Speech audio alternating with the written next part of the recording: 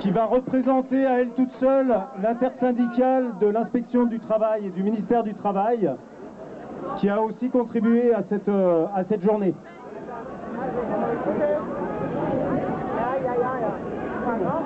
Aujourd'hui, notre collègue Laura Pfeffer est appelée à comparaître devant le tribunal correctionnel pour recel et violation du secret professionnel à la demande de l'entreprise Tefal. Aujourd'hui, nous ne pouvons qu'être en colère contre cette mise en cause de l'inspectrice du travail pour n'avoir fait que son travail, pour avoir dénoncé, grâce au courage du salarié lanceur d'alerte, les pressions extérieures indues dont elle était victime de la part de l'entreprise Tefal, relayées par sa hiérarchie locale.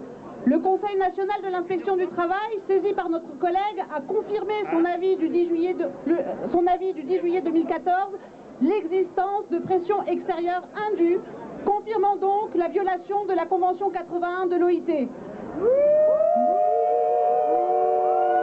Nous sommes en colère, car cette comparution est une attaque contre nos missions, de plus en plus fragilisées par le patronat, qui tente par tous les moyens de nous faire taire, allant parfois jusqu'aux menaces, aux actes de violence.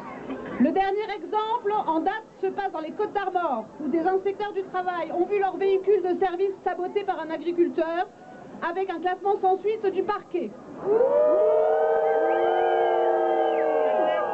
Mais c'est également une attaque contre le monde du travail.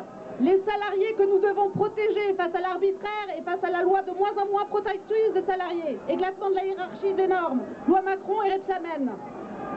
Nous sommes en colère, car cette affaire a débuté il y a maintenant plus de 2 ans, et la santé de notre collègue en est considérablement dégradée.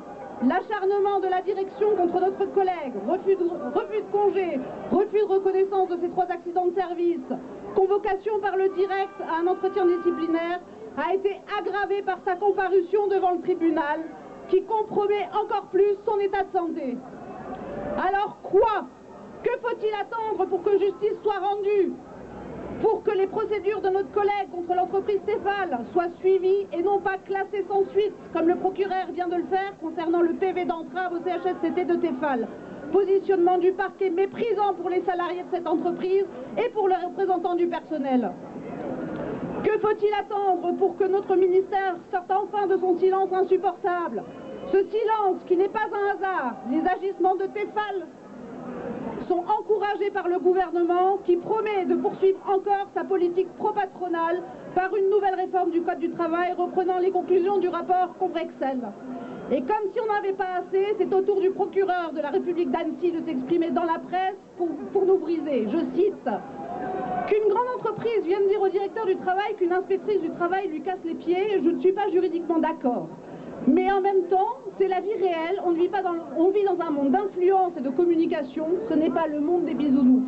On est encore au stade des poursuites, mais ce peut être un rappel à l'ordre pour un corps, celui de l'inspection, qui se doit d'être éthiquement au-dessus de la moyenne, une occasion de faire le ménage. Les inspecteurs du travail ne devraient pas pouvoir se syndiquer. Personne ne fera le ménage chez nous. Ce procès politique doit cesser. Il porte atteinte au droit international du travail garanti par l'OIT et à la justice sociale. Nous demandons la relaxe de notre collègue et du lanceur d'alerte, la poursuite devant la justice des procédures initiées par notre collègue, une condamnation publique des agissements de Tefal et des propos du parquet par la ministre du Travail et la reconnaissance des accidents de service de notre collègue.